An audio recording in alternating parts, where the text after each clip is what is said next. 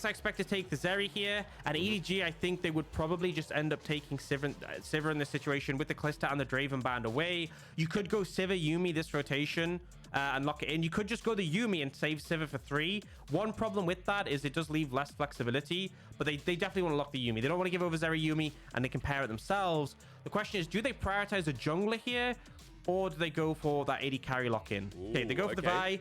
So expect Sivir on 3. That's what I'm thinking. The FPX, though, probably a Lulu and then maybe a jungler themselves.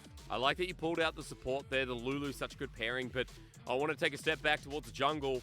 Jer was the Vi player. He was the one who pulled it out first in the LPL. He's the one who consistently played it alongside some of the greats like Kasa. But Junjia, this is going to be his first game at the split on it, so we'll have to see if he is as impactful. As I'm glad you mentioned the Lulu yet again. There we go, bottom lane set up. But now for FPX, Aux, Clid's jungle, is that going to be the priority here? That's the biggest question. The safe one is take a jungler, match the Vi with something yourself. Or you kind of know Sivir has to come on 3. You could take a top or mid, and EDG can't answer it. So if you take Sylas, you know, you would expect EDG want to take a good matchup into it, but I don't think you can. I think you need to take AD carry here. I don't think you have a choice. So FPX essentially get the Sylas pick for free, and then even though junglers might get banned, I think there's still a lot of options for Clid available, even if the pool gets thinned. This would be wild if they don't pick Sivir here, I feel. Oh, true. Are they really going to do this? I mean, mid, the takeaway, Wow. They don't have to take away. Aux, we're playing the other side of the matchup. Yeah, I knew it. They have the calling. I knew it. You have to. And now EDG, you know, you can start throwing some bans for the jungle if you really want to thin Clid's pool. If there's anything you're concerned about, maybe the Trundle into the Vi matchup if you don't want to deal with that. Because obviously Vi, great at set of ganks, great at getting on top of people, but really struggles dueling against the Trundle. And for the side, or maybe even the Lee Sin, we know that Clid's definitely something in play. For FPX, you can start looking towards the mid lane. If you do want to ban away things like that Akali away from Scout, like the little Blanc, something he's definitely proficient on. It's amazing, like that Azir's already been banned yet again. We talked about things like Talia Aux, which Scout is actually 5-0 on too. I wonder alongside the LeBlanc if you take that away, or if maybe you go for something a little bit more disarming. The Lysandra is something we've seen constantly from people like Care too. Aux, what do you prefer as the final pair? Yeah, honestly, I feel like Ahri can be good just because as much as Sylas is a decent matchup into Ahri, I think Ahri Vi has been this amazing combo. I remember EDG played it in that early game with Junjia and the Vi, where like Vi can ult, and it's like a guarantee Ahri can follow up. Like no matter, because she has so much mobility, and especially against the Zeri, like if Vi comes to slam you down and then Ahri is there to charm, even if you cleanse the charm, you're probably just dead. So it wouldn't surprise me to see EDG bring that one out, but it looks like they might go for that Renekton blind, which we saw.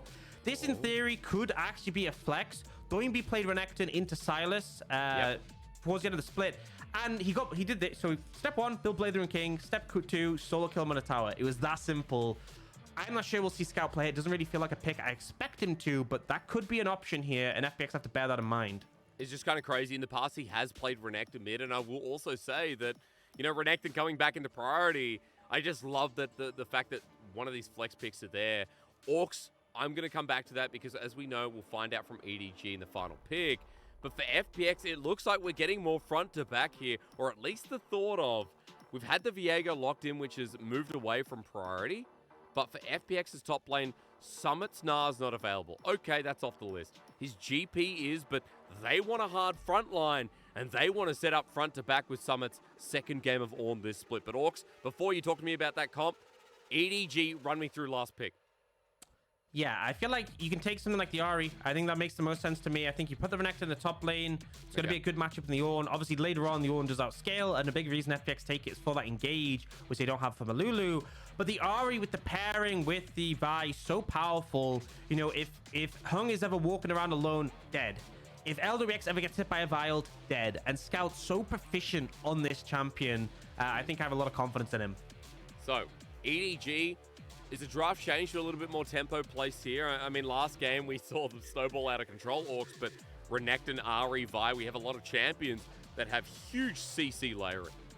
Yeah, I mean, that's a really important thing against things like the Sylas and the Viego and the Zeri. If you give them the freedom to move in those fights, you lose. That's just how it is. So I feel like there's a lot of tools from EDG to shut that down. There's definitely champs on the side of EDG that are going to lose relevance. I think the Renekton is a clear no-brainer as the game goes on. But having the Sivir Yuumi means I have confidence in this team as late as it goes. But what I love is that FPX have picked up their draft considerably, right? I think they have much better tools. They have a better bot lane matchup, and they have Lulu, Zeri, who scale exceptionally. If they can get to the late stages, 3 items, Zeri will pop off. You know, the Sylas Viego 2v2 is pretty strong against the Vi Ahri. I do think the Vi Ahri is a really potent combo, but I think FPX have at least given themselves an even playing field here. Well, let's hope, because for FPX, when this series matters so much towards their world contention, towards their miracle run from the first round, they need this win. And adaptation drive is good to hear from you, Aux, because it gives FPX fans hope. Remember that if EDG or FPX, whoever loses out in this series, if they drop, they will not get a second chance at regional finals. They will be out because they will not have enough points. So this matters so much. This best of 5 is everything to our World Championship organizations, our 2021 World Champions in EDG versus our 2019 champions in FPX. And yeah, it's only Lwx, guys, but the Phoenix does have the title at the very least. As we return to Summoner's Rift with EDG clapping down in game number 1. Let's see if FPX's adaptation means a little bit more here, running into game 2. And Aux, as you said, good adaptation, good response here. We got the Ornn from Summit this time around as well, and as you said, there are decent elements of scaling, but also the resetability in fights is quite scary. Yeah, I mean, I feel like across the full 5 members, I like the scaling elements a lot for FPX in total. But I just feel like Viper on Sivir with Meiko on Yuumi against 3 melee champions and a relatively short range AD carry outside the Ultra Shock laser, I think Viper can have a field day. And you're talking about world champions. We have 2 world champion AD carries going head to head. Both of them on these scaling hyper carries with enchanters to buff them up. If this game isn't decided in the early game, I feel like it's going to come down to an absolute battle between these two. Who can perform better? Who can carry? Because both of them have the window to with these picks. And we talked a lot about EDG's team fighting later game being reliant on Viper as well. Let's be real, Lwx, even against the OMG series, had a pretty big performance quite consistently as well. As 2v2's already started up in a fun way. Viper and Meiko getting traded off by Hung, who is just going so aggressive. Good glitter lances coming out left, right, and center as Lwx is doing the same. And FPX just asserting their dominance here. Aux trying to get level 2 first, especially with Clid down on the bottom side too.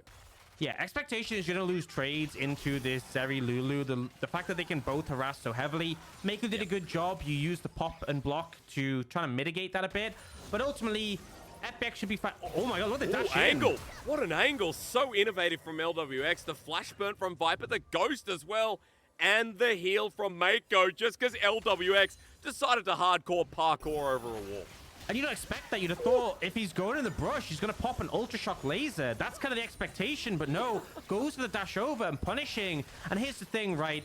There's a lot of sustain from the Yuumi, so even if FPX are winning the trades, the Yuumi can sustain it back up. But here, taking the Sums is a massive win. But now Clid, he's looking for Junjia, and there's no support to come for the bot lane right now. You have to feel. True, the bottom lane got chunked out. They have no summoners. Junjia's going to get stunned up, and Clid gets the blue buff. Vault Breaker out of there. Clid asserting his dominance as well, and bot side is FPX's to the taking. And remember, game 1, it was Junjia who invaded against Clid. Didn't have as much of a head-to-head as we're seeing here, but he stole away his red buff, ended up 3-buffing him. So Clid getting some revenge here, denying the blue and most of the wolves. Really fantastic start. And I think Clid, you know, one of the things he's been really good at is being very responsive to his lane states, right? If he sees his bot lane having a good trade, he might set up for a dive. If he sees someone on the enemy team take a bad trade again, might look for these gank opportunities. This is an example where he has prio on both his mid and bot, and he instantly knows he has the freedom to go in. As he's moved to mid now as well, Scout with the double flash, and that's because Clid burnt his own. That's a good response as Scout now without his summoner, and Aux FPX's early game looking a hell of a lot better than game 1. Just a really solid start already. The only lane that's really having a bit of difficulty is top, but Summit, he's chilling. He's already built 2 cloth armor. He's got biscuits in the inventory. As long as he doesn't die, he should just be able to hold out and be relevant here. But yeah, fantastic start for FPX. And what we hit on at the start of the day EDG have a 100% win rate when they're ahead at 15. So a good start is needed to break that trend. And hey, Aux, FPX have 33% win rate now. They need another one under their tank, right? The fact that they pulled off a win when behind in Game 1 versus OMG. Now FPX aren't the team that we're expecting. Oh, they fall behind early. It's completely out of the woods. So I had to throw that stat in the opening segment because it just felt like FPX deserved a little bit of praise for getting through the early game when they were scathed so heavily in the round 1. Against EDG in the first game, they were scathed pretty heavily, but there was no comeback to be had there. But Aux, as you were talking about before, this comp very melee, but at least having a lot of ult reliance, a lot of resetability, and a lot of the fact that we have good scaling on FPX. The fact that early lanes go well has to be a good sign, right? Oh, absolutely, absolutely. And I think, you know, dynamic might change a bit at level 6 just because that's when I expect EDG start to lean into the side lanes quite heavily. Okay. When Junjia gets his, what's it called? The ultimate cease and desist. That's it, right? Oh, no, wrong person. Cease and desist, yeah. And Scout gets his, whatever that one's called. I just, so bad with ult names, man. When they get that combo together, that's when you can lean heavily on the sides and start to look for plays and take over. They can be matched, obviously. Big spikes of Viego at 6 as well. But if EDG can kind of use that to their advantage, that's where they can start to find windows, start to find opportunities. Junjia actually started the Dragon Soul. This is super rare, by the way. Since we had the buff to dragons in 12-14, they were just way too tanky. And Meiko's trying to scare them away. And there's no one to mount. He has no one to mount, and he's just dead. Yeah. Okay, well, Meiko 2 games in a row decides to play with death again. Yeah, this oh my god, he has a Yuumi emote. This kind of felt like a scenario where Junjia was trying to solo the dragon because he had nothing else to do. And he was like, Meiko, don't let them come over here. Don't let them see me on the dragon. And Meiko was like, okay. And took it a little bit too seriously and ends up just giving over a free kill. So not only is it wasted time for Junjia, but it's also a massive misplay and even more for lead given over to FPX. I mean, look at the jungle advantage as well. Oh, and this is kind of the thing I was talking about. You know how when a jungle has no camps to do, they'll often look for these aggressive ganks. For Junjia, instead of a gank, it was the dragon. But yeah, he's like 3 camps down right now. Really not in a good spot. Aux, this is why we need a dog champion, as Lwx going to get tagged with the prowling projectile, has to flash away. Good little punish here from Viper and Meiko as the cat returns to lane. Remember, the cats will leave you. They'll disappear into the night, but dogs will always stay. So let's just kind of wait for that one from Riot Games. As with that flash down as well, Aux, at least EDG getting a response. But hey, Dragon was stopped. FPX got vision down. And that early objective continues to lull about. And especially with First Blood, FPX have the early gold lead here, and they got the first piece of gold on Clid on this Viego, who's pretty close to getting level 6 as well. Yeah, I think for me, though, I'm looking towards the Herald and what can be done around that, because that gold lead from FPX can be Flandre. Very good timing. Here's Call the Forge God, the Ram Jam, and Flandre. Down he goes for the second kill, and Clid is alight. And now, I mean, the Renekton starting to fall behind. Clid getting more momentum. Things going from bad to worse for EDG. Oh my god, Junjia. And he's just tagged down. Remember, the Heartbreaker's there, flash over the wall, but Clid's already burned that ultimate in the previous trade. Down away from his own camp, Junjia without a summoner, and Clid is unleashed. LCK fans watching this must be happy to see this man rejuvenated in the second game. Starting to really struggle. And with the flash being down for Junjia, with the fact he's not level 6 yet, I feel like you could just start up a Herald as soon as you're ready to go for it. Looks like Clid is resetting instead. Wants to get him towards that Divine Sundra, but if Herald is taken by FPX, they're already 2,000 gold up.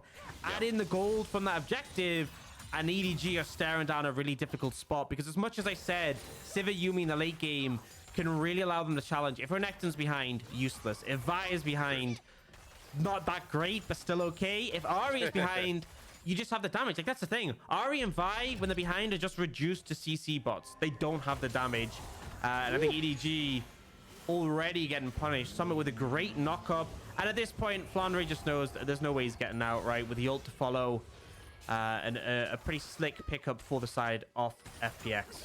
And the good thing is, if anyone's in the wild and they watch a goat versus a crocodile, at least they now know that the goat will always win. So good setup from Summit there. A lane that he's not too far behind in as well. And with Clid getting the second kill, this jungler, as I said before, Aux, is unleashed. And we haven't seen Jed yet being able to make a gank. As he hovers over the wall now, FPX almost spotting him with the lens, but he gets out of Vision's way. And Clid now having control on the bot side, threatening the dragon yet again. Oh, could this be something? Junjia's looking, but he might actually be in trouble here. Could be. I mean, they're going to make it a 2v2. Care's walking in onto Scout. He's going to have more mobility if he gets that hijack, as FPX just threatened away. Aux is all about this dragon, which EDG don't normally get the first one of anyway. But at the very least, FPX started up with Junjia backing out. Yeah, FPX putting a lot more emphasis on the first dragon than the first herald, so confident they're scaling. And the thing is, if you grab that dragon, 6% in AD and AP for the entire game is really significant. So yeah, looking to secure this one. I think you can see the pings coming out from Junjia. He's like, fine, you can have the dragon. I'm not too bothered. It's just the first one. I'm going to lean towards the herald. He has Prio in the top lane. It is about even. It looks like we're just going to get a trade of objectives, which I'm going to say for EDG, when you're at a deficit, a trade like this is definitely solid. But I think Junjia's only just starting the herald now. Clid could head over. I don't think he can do this in time. I mean, Summit has called the Forge God again. Care still with a hijack. FPX's bottom lane has priority, so this is going to stay 2v2 as the lightning crashdown comes through. Lwx wants to rain Chad energy on EDG as Viper and Meiko took over the 2v2 before. Lwx and Hung are hitting it in reverse. They push out, they move up, and Herald is still there. Shelly's just gone on walkabout yet again, and FPX are going to start this up, Orcs, and it's a disaster for EDG's early game when they are the win lane, win game team. Think how much time Junjia's wasted starting up these neutral objectives, being forced away, and then gonna have to just go back to his camps. He's already at a deficit, and this is making things worse. And as I said, FPX get the best of both. They get the dragon, then they just beeline straight over. They'll get the herald as well. It is a late first herald, but the plates are still available, so you're perfectly happy. And honestly, I feel like mid is quite a common one to throw it down to get those plates, but for me, for my money, I feel like get some gold on Lwx, and it's kind of a surefire thing. Well, everyone likes surefire things, Orcs, because EDG are the team that, I don't know, this is a game too that looks nothing like the first, right? We complimented them so much for their early game prowess, but in the second game, FPX having control. And Orcs, I wanted to ask you a little bit about... This TP comes through. Hang on. Let's pause on that. I'll ask you after this, because I was going to say, what can EDG do? But you know what? They can try and kill Care. He's got himself a flash, but will he be able to use it? There's a Spirit Rush to follow up the Charm max range. Care is running in the 90s, and that's how he's able to survive.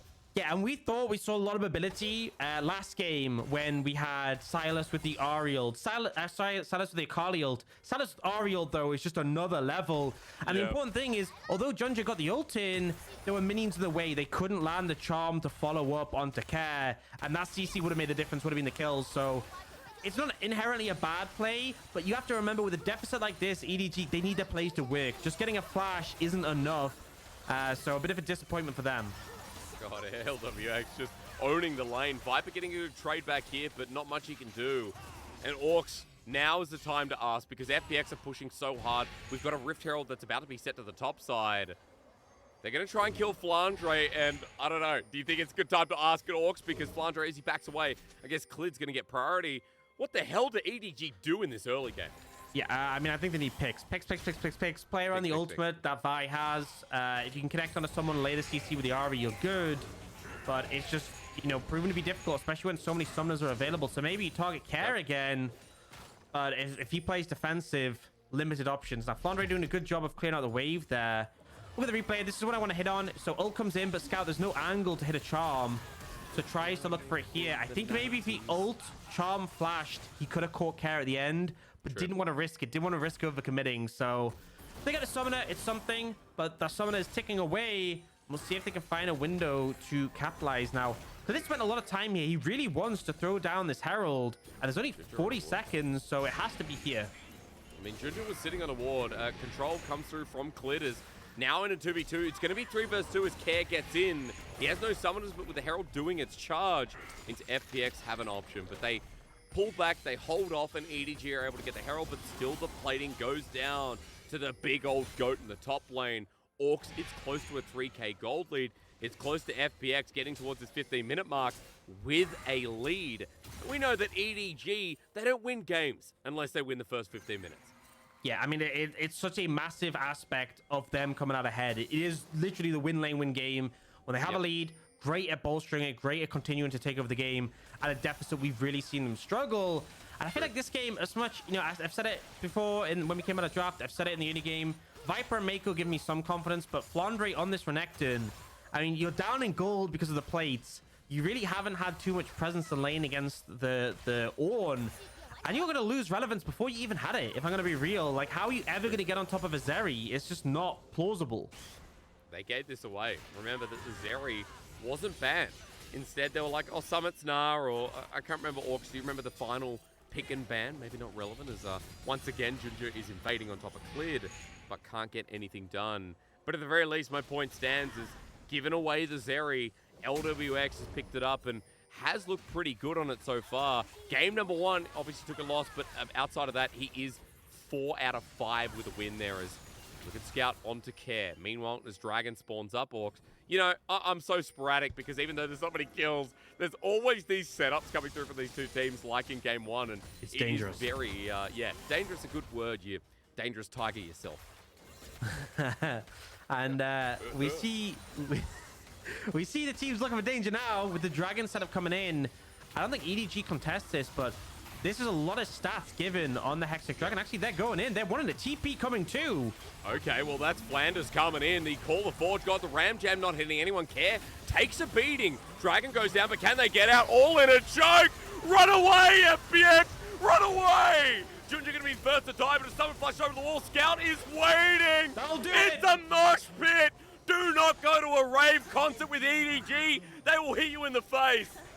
They absolutely crushed them there.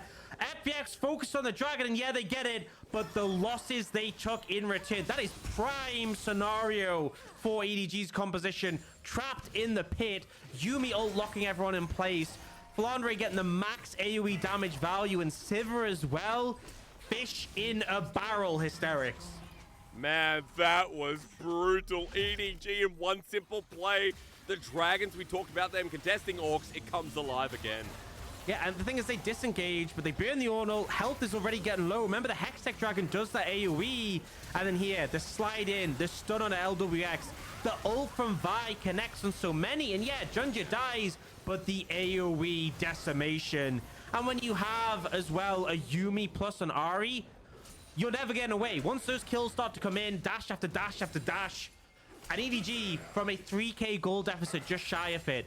Even game in terms of gold. Yes, still down in Dragons, and those stats are significant, but there's some life breathed back into the World Champions in this game.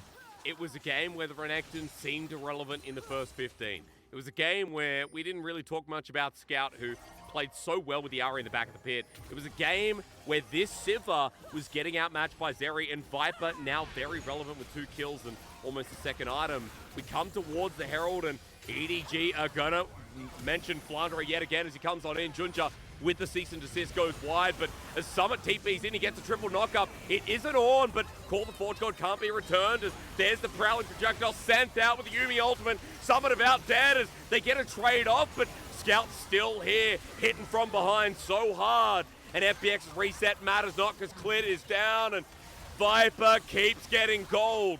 The Scout gets a reset. Lwx is Zeri, and ladies and gentlemen, we all know that Zeri is super ridiculous. However, EDG is strong enough to keep on this Herald, and yet again, FPX play with fate against the 2021 World Champions. And I think the thing that's so excellent is EDG's target selection. So good at just saying, here's a person, they're dead. Here's a person, they're dead. And it makes it so hard. Like, Summit ends up TPing in, but ends up in a compromised position, and they all just turn onto him. I'm sure we'll see a replay in a second, but EDG getting everything they want in that one. Able to pick up the Herald as well. And now look at Viper. 2 items, 402.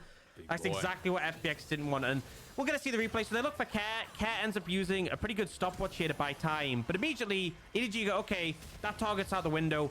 Focus on the Ornn. And Summit pops the ultimate, but can't recast it because he has to disengage. But they still focus down onto the Ornn. They take out one target. They get the resets on the Sivir, remember? And then the reset comes in for Clid. Instantly, they turn on him. And they start to look for Lwx. They don't find it. But it's just step by step. Pick a target, kill a target. Pick a target, kill a target. That works so well for EDG. And you and I were setting up Scout and Viper in team fights. Like, watching them, their small steps, they're tethering between range of the carries of FPX. It's so good. Scout might be 006, but that man is so close to becoming James Bond. I bet he's shredded like Daniel Craig. At this point, EDG are holding control of the game where the early game didn't go well. It wasn't a win lane win game, because they're now turning on to Clid. Here's Lwx with the Ultra Shock Laser, but the rest of EDG are getting out and moving back towards their original target, which is the inner turret. Off the Herald charge, Aux flip a switch. Suddenly, it's a 3k gold lead just about for EDG. Yeah, I mean, they do such a fantastic job when you give them a margin, when you give them an advantage. Moments like this, a lot of teams struggle to take tier 2 towers unless they have like a Baron in hand. EDG are not a team who struggle in that regard, and now the amount of gold that's coming in, I think Lwx should have a Phantom Dancer. The Viper's working on that 3rd item already. And, you know, 3 items for Zeri, fantastic. 4 items for Sivir is a bit later, but at that point, I don't see... There's no tanks. They just cease to exist against a 4-item Sivir. She shreds everyone. And I think EDG have very quickly found their way back into this game. Dragon in 20 seconds, though.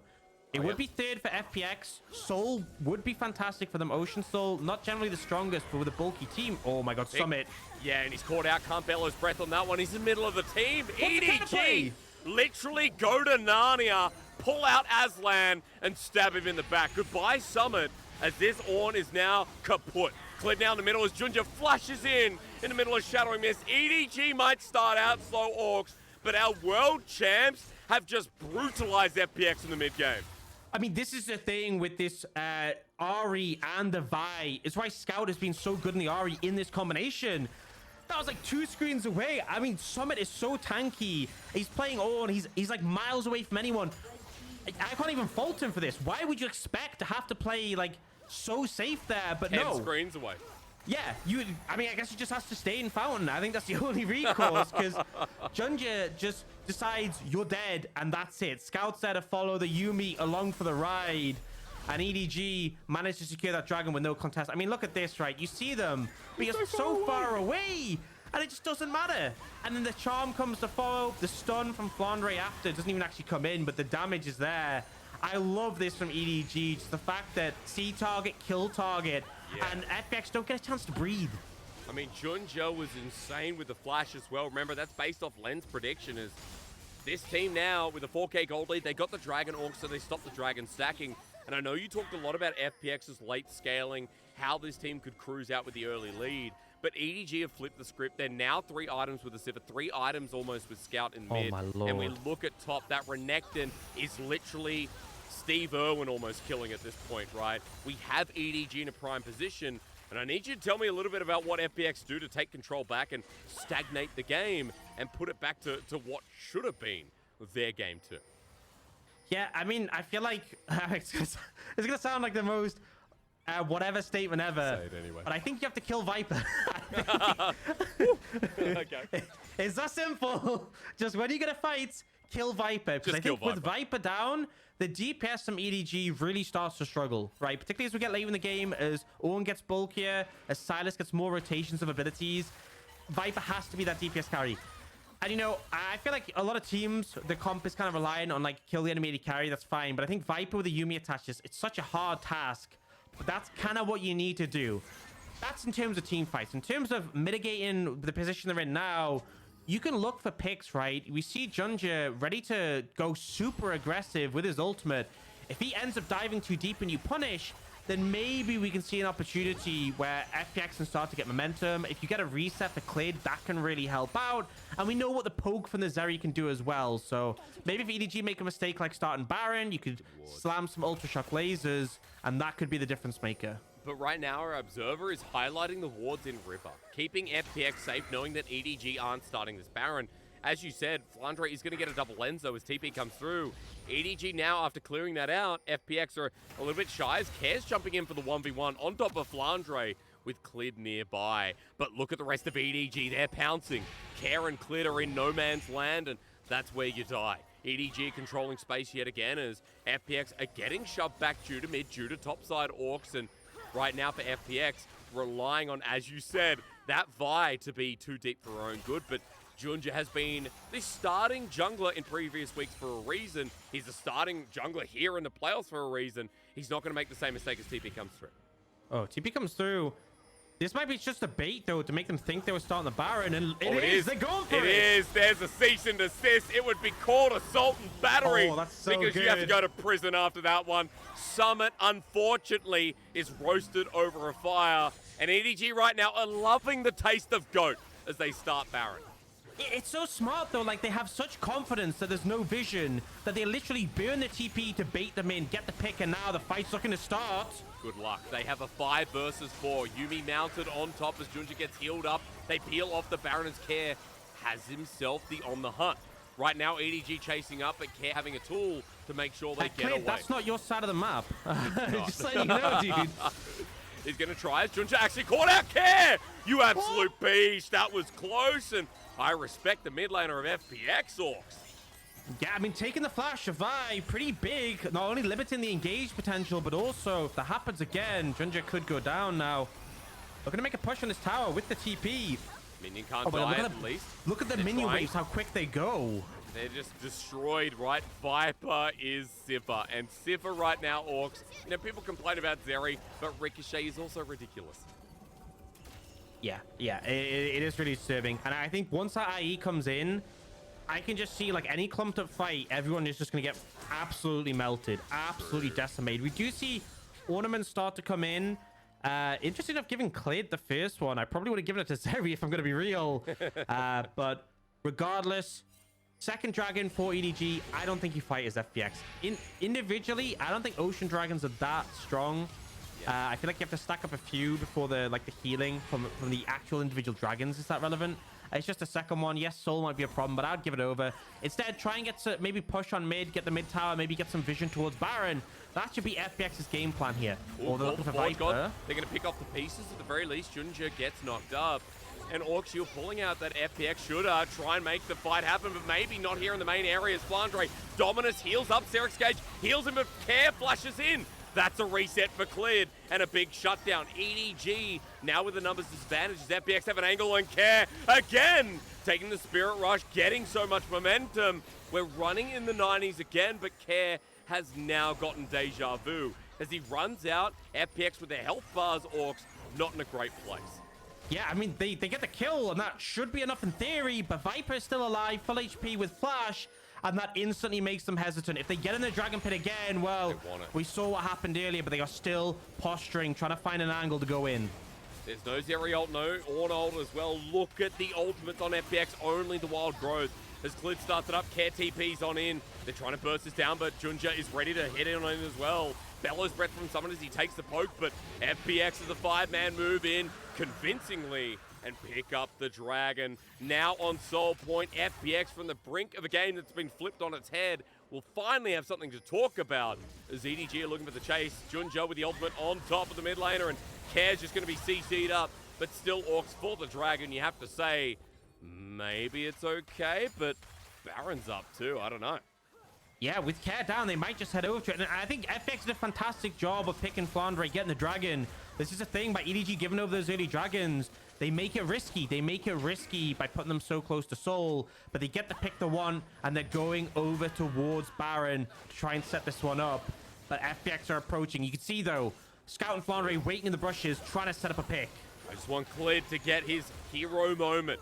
The old JDG jungler, the SKT jungler on the outskirts here against our world champions. And meanwhile, Summit decides to run on in, but Scout is here to receive. Thank you so much for the Amazon gift package. 1-day delivery, Aux. It feels so good.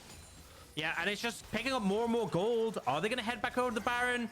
I feel like they might look to try and get another pick of this and keep chaining them together. At this point, Hung is out of wards. Clid has no flash, so very risky for them to approach. I mean, Clid is still trying though, right? Relying on Hung shielding his LWX with the Ultra Shock Laser. Needs some good poke. He's got his ultimate available. Now whatever. As that lightning will need to come through, but he's charmed up. Cleanse immediately and no steal. Clid at least with the attempt as EDG are getting healthy. Unhealthy rather as Care jumps on in. Spirit Rush reset. Junjia the first go. LWX in the melee range though. And Viper once again gets himself the perfect ricochet. You've heard of the Zeri, but now welcome to the Sivir gameplay. Man, that was fish in a barrel again, but this time the fish hit back. EDG finding the kills and Viper absolutely dominating this game.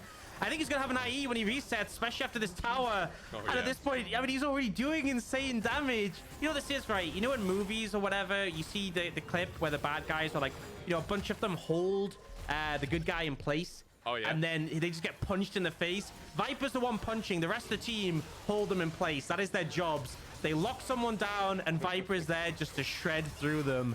And they are doing such a good job at it. You're telling me this is a Steven Seagal movie, right? That roundhouse kick comes in, and, you know, you look at Viper in this fight. Again, positioning is so good. Even though there's other people of EDG we can talk about, Aux, let's be real. Every fight, Viper's positioning, Viper's movement is so clutch. And along with Scout, who both of them right now have 100% kill participation, alongside Meiko, of course, but he is a Yuumi. EDG's carries are coming alive again, even in a game where the early game wasn't as dominant.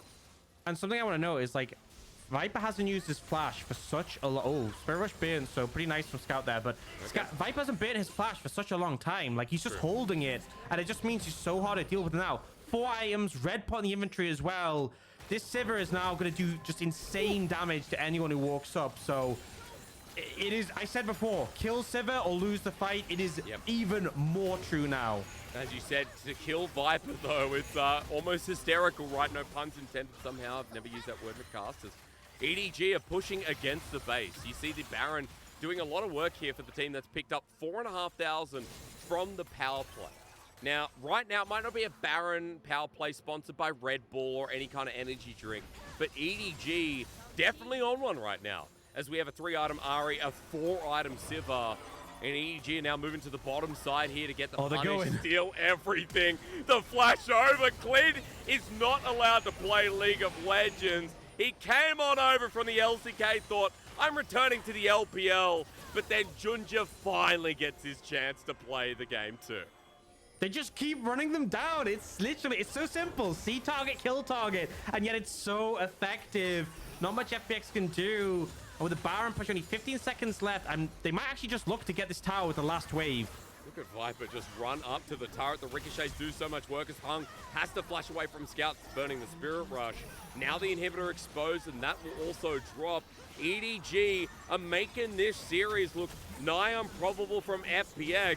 There might have been the underdogs, but I feel like the gap is showing so much more. Is that 2021 World Champs are going to have double inhibit this stage, but Call the Forge God from Summit is the chance. It hits Scout as Care gets him Scott duck, but the flash from Scout gets him away in the nick of time, and FPX at least saving 1 inhib. Is a barrel of worms worth saving? Yeah, looked like a little bit of an overstay for that mid inhib. Oh, Viper actually mistimes the spell shield. But it doesn't matter. He gets healed up, and look at how aggressive he's playing. He's going forward. There's a stolen buy ulti onto Viper. They actually kill him. Aux, you said that was what FPX needed. The overstep from EDG big, but Scout as he TPs on in. The charm's perfect timing. Now, they need Lwx, who is so supercharged that he's taken over the fight. Hitting at max range here. Lwx is heading forward, but flashes away. He thought it was the charm. And Lwx can't do too much more as Soul's here for FPX, but they don't have a jungler, Aux. I think Lwx has to go in and fight this. This is your best window with him down, with Viper not available. Okay. Flandre's going to reset a TP in. Try and make the play, though. Try and steal the dragon, maybe, with a laser. Junjia needs a smite, but that TP is going to be preposterous as Flandre comes on in. Scout as well. The zoning, the old shock laser doesn't work. And now it is Death City here for Lwx. He tried at the very least, but FPX are going to be taken out with their last 2. With a double kill with another dragon. EDG are back to square 1 of success. And that's when you know it's rough. When you even take out Viper and it's not enough. You saw the potential, right? Lwx started to do the damage, but I think the fact that he didn't have a low doms finish meant he struggled to cut through the bulk. I think he finished it after that death there. Yep. But regardless, in this scenario, Viper being a bit over-aggressive. Some mistakes. Firstly, the spell shield mistimed, and then walking up when he doesn't have the spell shield meant that, I mean, it's the same thing we've seen EDG do to FPX this whole game. But the problem is, in this ensuing fight, Lwx's damage just wasn't quite there. It takes him so long to cut through Flandre, and they end up clearing up enough of FPX that it's only Lwx left, and he just can't carry against all that CC. Not until he has a couple more items, I feel. But you know what I laugh about Aux is the fact that this wasn't Viper's game. It was Lwx and Hung's. That bottom lane, the 2v2, was so good. And we're just back to talking about Viper again. He's 9-1-8, 17 out of the 19 kills on EDG. Excuse me. Full build. Is full build. The rapid fire cannon now giving a lot more space, and it's just so stupid we're talking about him again and again. That shouldn't be his. Can I just say, most AD carries will build a GA here. I'm going to be honest. Like, I feel like 9 out of 10 AD carries build a GA here, but he's like, nah, I'm good. He just dies, and he's like, I want more. I want that extra range. I want more damage. And at this point, 100% crit chance. Remember, the boomerang blade, the Q on this new chain Sivir also scales with crit. It is gonna hit if it hits a squishy. And now EDG posturing around the Baron, the pick potential always there and present, and FPX are trying to contest. Care TP's in, but Scout is mid with the Spirit Rush. It's going to be a collapse onto Lwx, the target there. Charm connecting. Look at the damage. The ricochets hurt like hell. It's like being on a My Kitchen Nightmares. Gordon Ramsay eating you alive. It's emotional pain right now for FPX. They're not going through here in game number 2 as Scout picks off the Remnant. The Phoenix is not flying. Instead, Edward is doing some serious gaming, Orcs. Man, they are just crushing them. And I love, again, the Ahri combo. They know Lwx didn't have cleanse. Take him out. Junjia actually going to die here, but it doesn't matter. They're just stalling for the end. EDG, the reigning world champions, taking us to match point in this series. A 2-0 start in what has been 2 very different games. Game 1, an absolute slapping. Game 2, a competitive nightmare when FPX were turned on in the mid-game, and Orcs, these players right now, it's looking like a bit of hands diff here. It's looking like some insane macro. You know, EDG showing us, as you said at the start of this broadcast, that upper echelon, that bubble of Weibo and EDG is quite a step up for FPX to try and acquire in this round 2. I'm going to be real. I think it's Viper diff, right? If I'm being honest, right, we have 2 world champion AD carries, but Lwx has ancient history now, right? This is the reigning world champion AD carry Viper, and man, that Sivir performance. Yeah, he made that mistake in that one team fight. I don't care. The rest of it just decimating. And I mean, I say it, right? I say AD carried. It was obviously a lot down to the whole team. Lwx doing his best, but it just felt like, you know how in game 1 I said Lwx maybe could have the chance to pop off if they built a comp around him. This felt like for EDG, as I said, everyone else on EDG would hold them still, would lock them down, and Viper was just there to free hit. And I think sometimes this composition can be risky to do. If you don't have complete faith in your AD carry, do you really want all your damage to be coming from this Sivir? For EDG, they say yes, we trust Viper, and with good reason. I mean, Viper, you know, a highlight. I want to come to Scout here, Orcs, because I feel like we spent a lot of the game talking about the AD carry, but Scout's positioning, Scout's setup on this Ahri was so clean. A 25 stack of Magi's at the end as well, and he had that like 5 kills past. Scout and Viper are our team fight threats for EDG, and I like that, you know, we are getting a solution. Like, we're not seeing big lanes start in the first 15-20 minutes, but EDG still group up. They are still the better team fighters. They are the better 5v5 when, you know, Orcs have been around since 2013. EDG are a very historic organization in the LPL. And even old school fans who remember like the Clear Love roster, you know, old school Scout at the start in 2016, even like Meiko joining in 2017. Team fighting was what it's all about. And in this series, dude, just look at the damage from Scout and Viper and look at the carries from EDG showing that legacy on paper yet again. Yeah, and I mean, the expectation is EDG are going to return a Worlds. They need to win this series to keep their hopes alive. But I'm just going to say Viper and Scout world class. And we're seeing that in this game. Absolute decimation. I didn't expect Scout to do so much. I definitely expect Viper to do that much damage. But Scout also, Leandri's build for the Ahri against so many health stackers, just having so much effectiveness. But yeah, it just felt like they played it to a T. I love, like, there's a lot of mid-jungle duos that really excite me. I think Viego, Lysandra is great. It's a really cool one with the double resets. But my new favorite, my flavor of the month one is this Ahri, because he just press R on the Vi and Ahri is just there. And I think what was fantastic as well is you'd always see the knockup come in. You'd see Scout wait a moment and then Charm just to layer the CC fully. We saw that in that last fight, and Lwx was CC'd for like 3 whole seconds, and that is just a death sentence. Dude, Summit as well, right? Like, how many times did we see the mid-jungle 2v2 group up and CC chain this Ornn who didn't get to press W in time? Like, there's insanity coming out of EDG right now, and I don't feel like it's like FPX are dropping the ball. I feel like EDG right now are the mountain that's so hard to climb. But hey, it is a best of 5 for a reason. And folks, we are going to go to a break to hope that FPX still have that rebirth in them as the Phoenix, or if EDG are just too high up in the alphabet orcs with an Edwards starting roster right after this.